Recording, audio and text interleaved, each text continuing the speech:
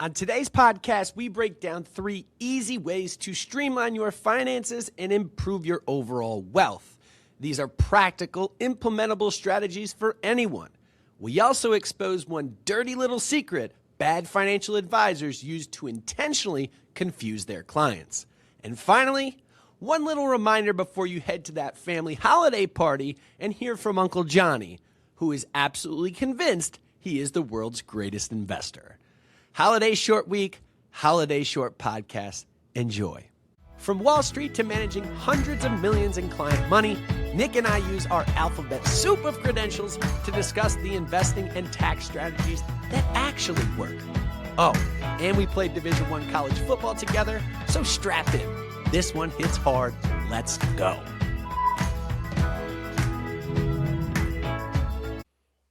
All right, so topic number 1 we're going to talk about today is consolidating your accounts. The average American, this is a crazy stat, has 13 financial accounts, according to Fidelity in 2024, including old 401k plans and scattered bank and brokered relationships.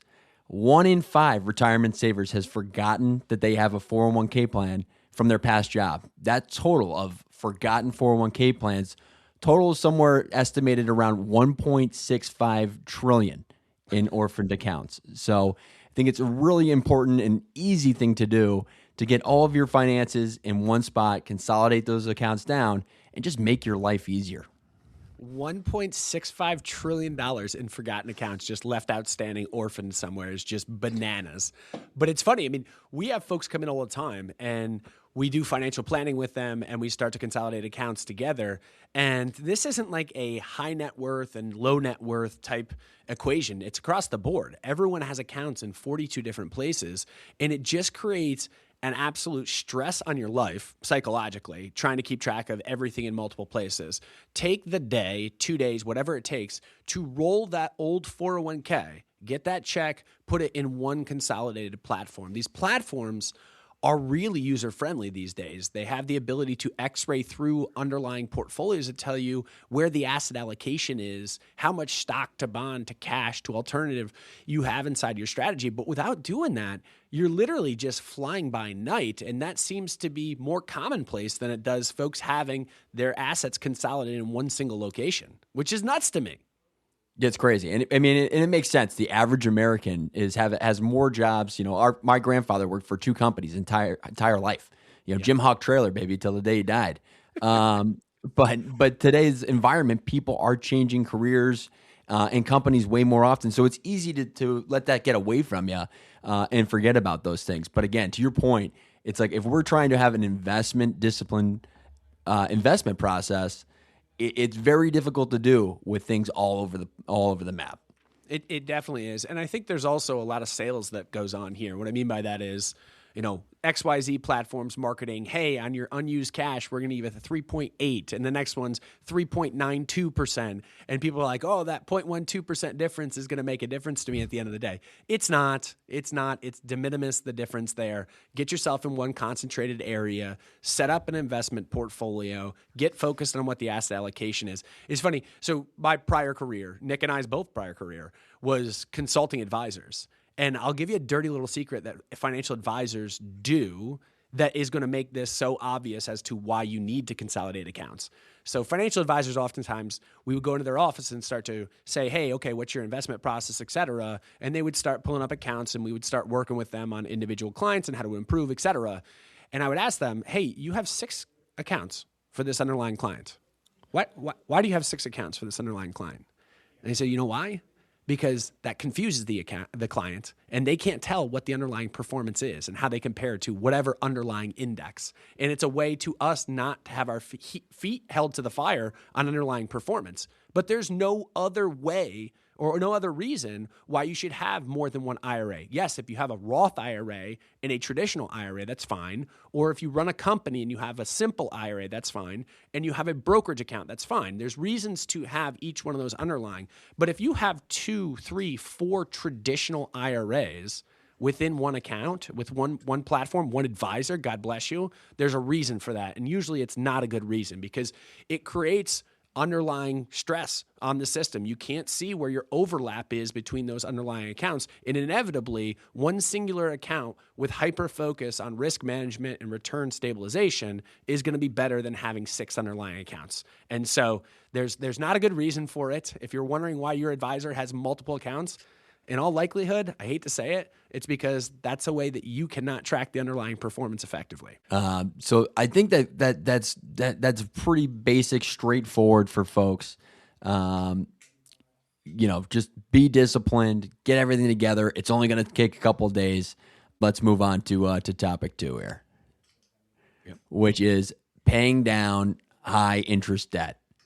The average U.S. credit card in the United States, APR rates hit 22.8% here in 2025. It's the highest on record according to the Federal Reserve. And the average household is carrying a credit card balance of $6,500, meaning you're making minimum payments of over $9,000 in interest over time by letting that hang around. So I think there's a lot of advice out there floating around the internet, and so a lot of it's very good, but there's, in terms of ways to pay down your debt, what's the best approach? There's a variety of different ways people are thinking about that. What's your general sense? This is where I just get irate. And so there's 2 conventional wisdoms here, 2 approaches. One is the right approach. One is out and out the wrong approach. And so I'll actually throw out a name here, Dave Ramsey. And let me be clear, I think Dave Ramsey has done more for personal finance than possibly anyone else on the planet. So he's been a net positive. But Dave Ramsey discusses 2 approaches to paying down debt. One is called the snowball. And when you're in a snowball, what you're going to do is you're going to stack your underlying debts as smallest outstanding balance to highest outstanding balance. The interest rate does not matter. It is just smallest to largest. And in the debt snowball, what you're going to do is you're going to pay down the smallest outstanding balance first. So you pay down that $300 and you move on to the next one. And then you move on to the next one. Irrelevant as to what the underlying interest rate on that debt is. I think that is absolute lunacy. Lunacy. The underlying dollar amount does not make a damn bit of difference to me. What makes a difference to me is the right financial decision. That is called, apparently, I didn't know this, the avalanche paydown method. The avalanche paydown method is the correct one. It's where you stack your underlying outstanding balances. Doesn't matter, highest, lowest, that makes no difference. You stack it, whatever one has the highest interest rate, that is the one you attack with ferocious nature, and you pay that down. It doesn't matter if it takes you twice as long as the low balance one that has a lower interest rate. No, focus on that highest interest rate and pay that off as quickly as you possibly can. There is no way to make mental or logical decision as to doing it any other way. Nick, am I missing something here? I think it's crazy. I think it's almost like a participation trophy type of mentality. There's definitely something good just to see something cleared off the deck. But if it's really long-term not actually helping your financial picture, it doesn't make sense. And I would just challenge people to think about it from the other perspective, the other side of the equation. If you're the bank or the credit card company and you've got those loans out, which ones do you want to see paid back last? The highest yielding ones, right? Totally.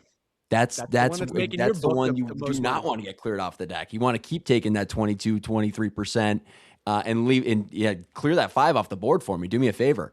So I think I understand why people think about it that way, but really once you get down to it, you crunch the numbers. It's not necessarily the best strategy there.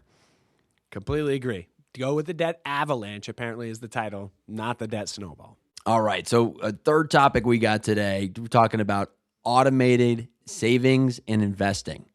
We want to make sure we're simplifying our lives here, heading into the new year.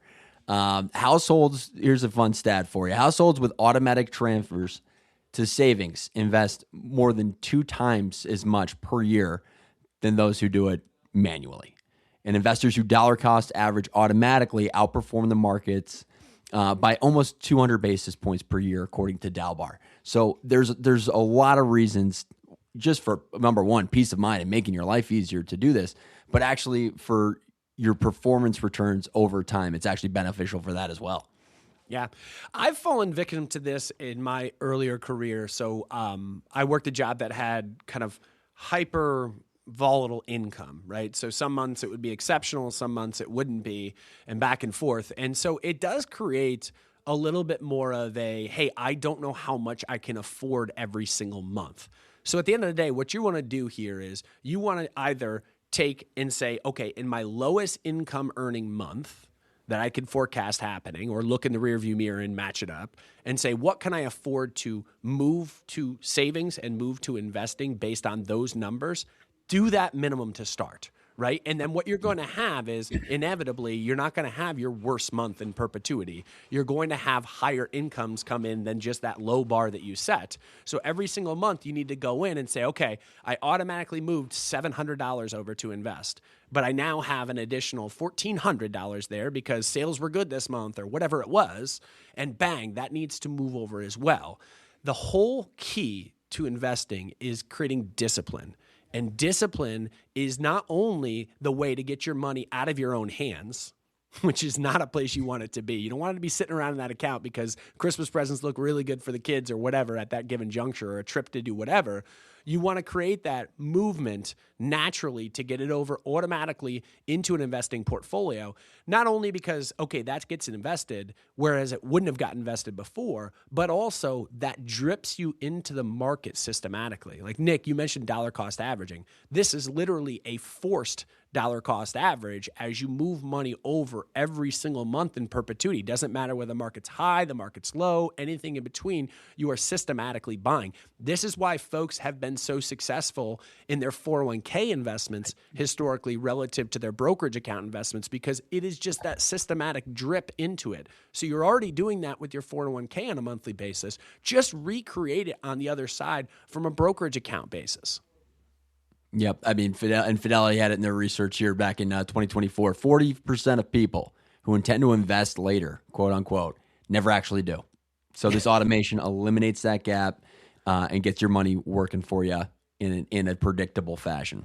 Yep, you got to get a little spreadsheet math and spreadsheet nerd in front of yourself and break down your earnings last year and try to forecast what it will be this year to set that bottom baseline of every single month. I know I'm going to be able to deploy XYZ because that's what I make over top of my monthly expenses.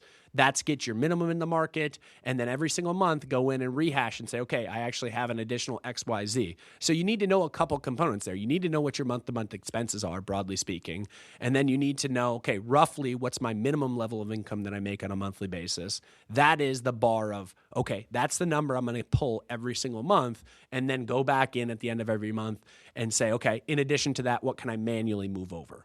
And then for topic number 4, we've got FOMO and family dinner investing advice. Everyone's going to be gathered around for the holidays, and this can be one of the most dangerous times for investors.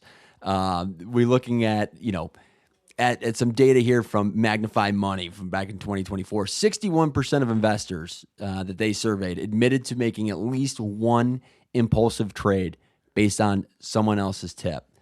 And the average hot stock shared on social media, according to JP Morgan, underperforms the market by 5 to 7% over the next year.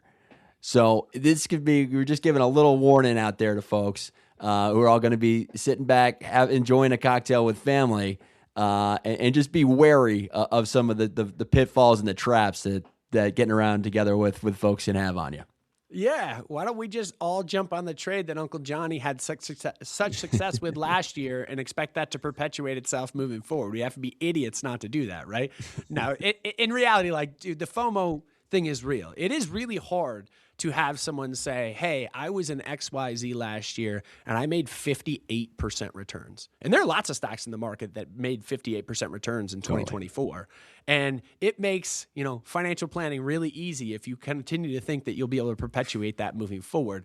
But reality is, like, Uncle Johnny also had 3 or 4 dog crap investments as well that you didn't hear about, right? And that's just, the bias of what people are going to talk about. They like talking about the good things in their life, not necessarily the bad things in their life. I did a post today on social media, actually, that talked about frequency versus magnitude. And frequency versus magnitude when it comes to investing, magnitude is what a lot of retail investors focus on. And it's what Uncle Johnny talks about and says, hey, I've got this stock that's up 58%. Bang. That is the magnitude. If I am right, magnitude means I'm going to be paid in spades. And so that is very alluring to folks to say, hey, okay, I'm going to go out and roll the dice in an individual stock. In a leveraged ETF of individual stock, like that's nuts. I'm going to leverage up Bitcoin 10 to 1 because if I hit it, I'm going to be an absolute rock star. And next year, they're going to be talking about my trade around the Christmas dinner table or Hanukkah dinner table, whatever it is. But the reality is, at the end of the day, that is what retail focuses on. What institutional or ultra high net worth individuals focus on is frequency, right? And frequency measures the probability that each trade will be successful, each underlying investment will be successful. And so what you go is from taking a home run cut with focusing on magnitude and creating that trade that everyone wants to talk about to creating more of a boring, systematic growth of a portfolio. But I can assure you that over time, what that does is that compounds wins and stacks wealth, as opposed to trying to take these one-off swings on things that might do heroic numbers if they're right. But you got to realize everything is risk and reward. So if reward is outsized, so is the risk you're taking in order to garner that reward. Yeah, absolutely. And you know, you'll get the other end of this spectrum too. You'll have an uncle with who's had a few many who could be a little doom and gloomy.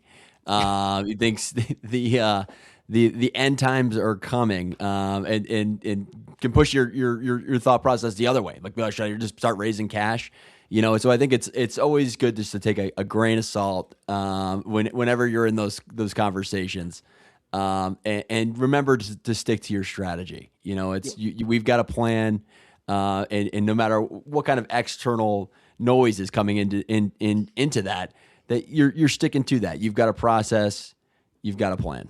And I think the other thing that comes along with that is when you start focusing on magnitude and you start focusing on, okay, I have the ability to create these outsized return with XYZ underlying investment, what you also, most folks have is the realization that they're taking a lot of risk in order to do so. And so therefore, when they're deploying capital in that underlying investment, it might be a 2, 3, 4% position, right? Or they're just an absolute gunslinger and crazy and they're putting 50% in this position that could potentially blow up on them. But right, so when you're putting 2, 3, 4, 5% in a portfolio that is focused on magnitude and the outsized return, what you're doing there is you're sitting on typically a lot of cash that is not working for you because you need something that has some relative safety. So cash is that warm, fuzzy blanket that we always talk about. Cash sits there with 80% of the money, and then you go out and you're a gunslinger with 20% of your money. Well, even if you hit every pitch that comes your way, it's only 20% of your money then that's compounding. Whereas if you have a systematic, more boring plan that focuses on the frequency of success and a higher order of magnitude and how often things are working out correctly, then you can afford mentally to deploy more assets, a higher percentage of that money, and have less dollars sitting around in cash.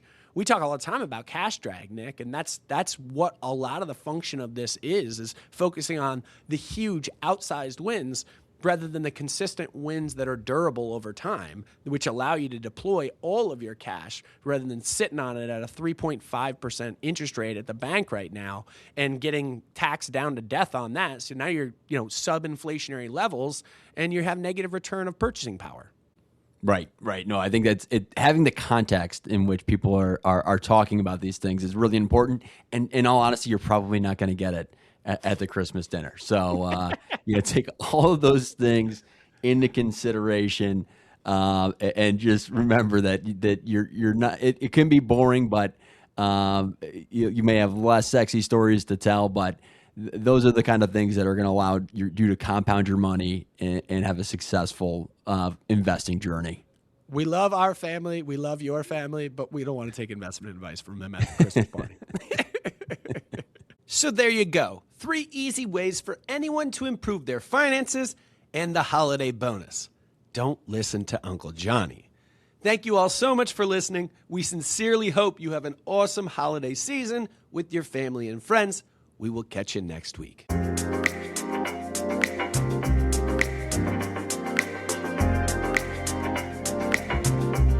information discussed in this video is for educational purposes only and should not be considered investment, tax, or financial advice. Investing involves risk, including possible loss of principal. Always consult a qualified financial professional before making any investment decisions. Past performance is not indicative of future results.